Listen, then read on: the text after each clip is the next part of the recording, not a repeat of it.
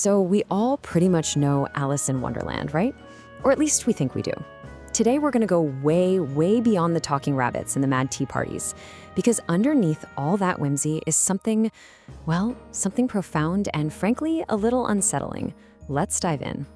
You probably remember it as this classic, kinda weird children's story, a delightful, nonsensical dream. But here's a thought. What if it was never meant to be an escape? What if the whole point of Wonderland was to hold a mirror up to our own world and show us how fragile our reality actually is? All right, so to really get that, we've got to go back to the very beginning, to the exact moment Alice leaves her world and steps into another one. And trust me, this is way more than just a simple change of scenery. Okay, so picture this. It all starts on a super boring day. Alice is just hanging out by a river, probably half asleep. Then, out of nowhere, something completely impossible happens. A white rabbit wearing a waistcoat and checking a pocket watch rushes by, worried about being late. And her decision to just follow him? That's not just curiosity. That's the moment she steps off the path of the normal, predictable world. See that rabbit hole? It's not just a hole in the ground. It's basically a portal to a whole new state of being. The world she's leaving behind, our world, has rules, right? Things make sense. Time moves forward. You are you.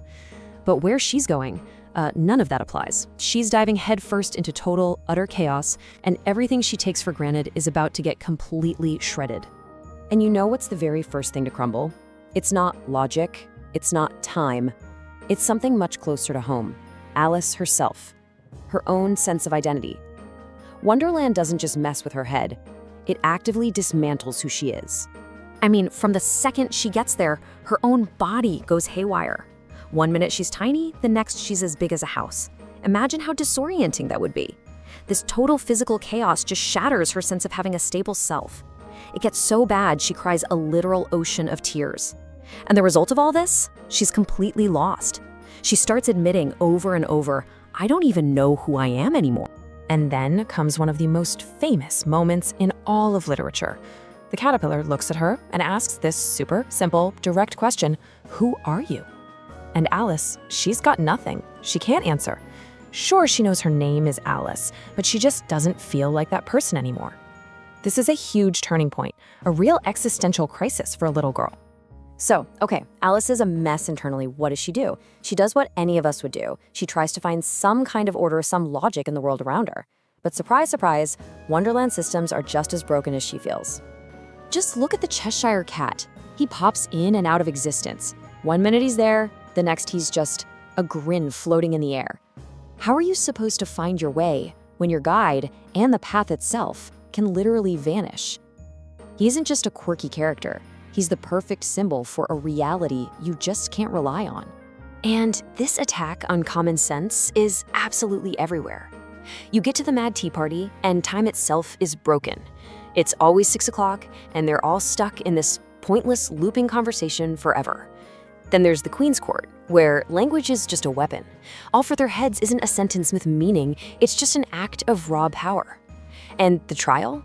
Oh, the trial is a complete joke. It has nothing to do with finding truth. It's just a chaotic circus designed to remind everyone that the Queen is in charge. Okay, so let's recap. Alice's identity has been shattered. Logic is out the window. Every rule she's ever known has been completely broken. So, now what? Where does all this leave her? It leads her right to a final, massive confrontation. This is it, the big climax. After putting up with all of this absurdity, Alice finally finds her voice. She looks at the chaos, at the tyrannical queen, and she doesn't just disagree anymore. She rejects their entire reality. She shouts out loud and identifies the illusion for exactly what it is. And the effect is immediate. The second she names the system as a meaningless sham, it loses all its power. The entire dream world just collapses. It all falls apart, and she awakens, right back on the riverbank where she started. And this is what reveals the book's true purpose. Alice's adventures in Wonderland isn't just some fairy tale. It's an experiment.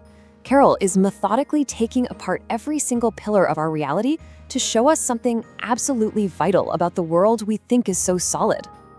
So the real takeaway here isn't about escaping to some magical land. It's the exact opposite. It's a confrontation.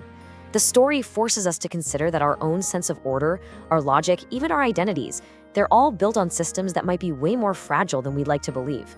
It's a warning that meaning itself can dissolve the moment we stop believing in the rules that hold it all together.